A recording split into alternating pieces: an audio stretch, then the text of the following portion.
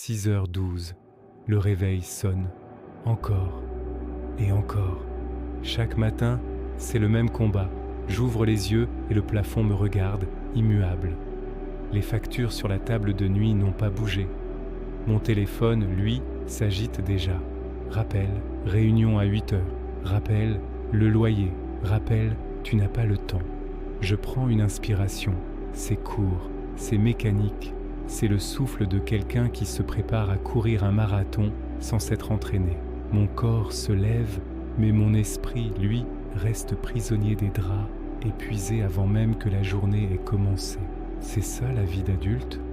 Un enchaînement d'obligations qui te tire du lit avant même que tu aies eu le temps de te retrouver ?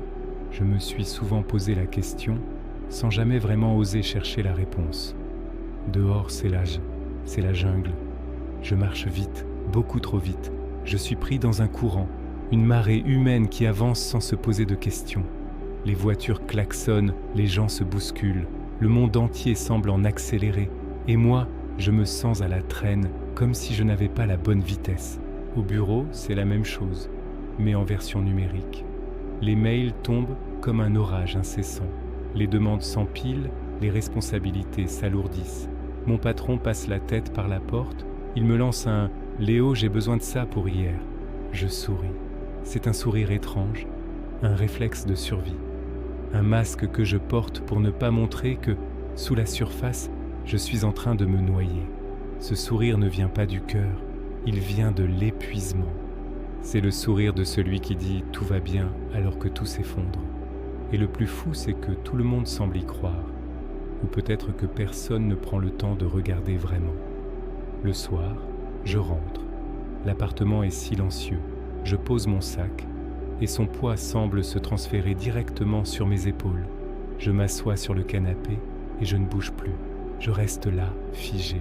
Le silence n'est pas apaisant. Il est lourd, oppressant. Il amplifie le vide que je ressens à l'intérieur. Dans ce silence, les pensées tournent en boucle. Je pense à mes amis que je n'ai pas vus depuis des semaines. Chaque fois qu'ils proposent quelque chose, ma réponse est la même. Désolé, je suis débordé. Je pense à ma famille que j'appelle quand j'aurai le temps. Ce fameux temps qui ne vient jamais. Et puis, je pense à moi. Ou plutôt, j'essaie de me souvenir de qui j'étais. Où est passé ce type qui aimait rire, qui avait des passions, des rêves ? Je l'ai perdu quelque part en chemin, entre deux obligations, entre deux « il faut que ». Je suis devenu une machine à faire. Et j'ai oublié comment être. Et puis il y a la goutte d'eau. Celle qui fait déborder un vase déjà plein à ras-bord. Un simple message sur mon téléphone. Vous avez oublié de payer la facture d'électricité. C'est tout. Une petite chose.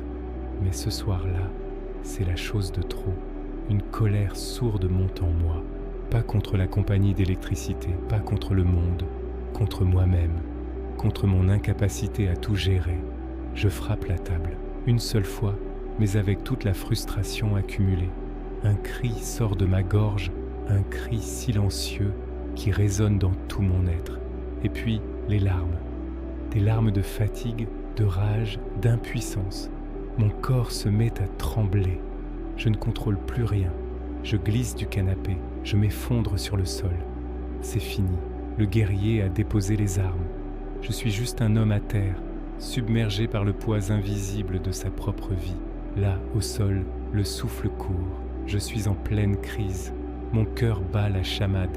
Mon esprit est un chaos total. Et puis, sans que je sache pourquoi, je ferme les yeux. Le noir, le vide. Et dans ce vide, une pensée simple, presque évidente, traverse mon esprit comme un éclair. Tu ne contrôles pas le monde, mais tu peux te contrôler toi. C'est tout. Une phrase. Mais elle a l'effet d'un électrochoc. Pour la première fois depuis des années, j'inspire profondément. Pas une petite respiration mécanique. Non, une vraie, longue inspiration qui remplit mes poumons. Je sens l'air frais entrer. Je sens mes muscles se détendre juste un peu. C'est un minuscule changement, mais à cet instant, c'est une révolution. J'ai l'impression de reprendre contact avec mon propre corps, que j'avais traité comme un simple véhicule pour traverser mes journées. Ce n'est pas une solution magique, mais c'est un début, le début d'une prise de conscience.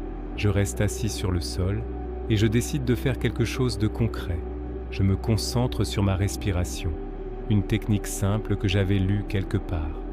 J'inspire sur 4 secondes, je retiens mon souffle 2 secondes et j'expire lentement sur 6 secondes. Je le fais 1 fois, 2 fois, 10 fois. À chaque cycle, je sens le chaos à l'intérieur de moi reculer. Le bruit assourdissant dans ma tête s'atténue. Je ne me sens pas soudainement heureux, mais je ressens quelque chose que j'avais perdu. Une once de contrôle, juste assez pour me relever. Je prends un carnet et un stylo. Je trace une ligne au milieu. D'un côté, j'écris ce que je peux contrôler. De l'autre, ce que je ne peux pas contrôler.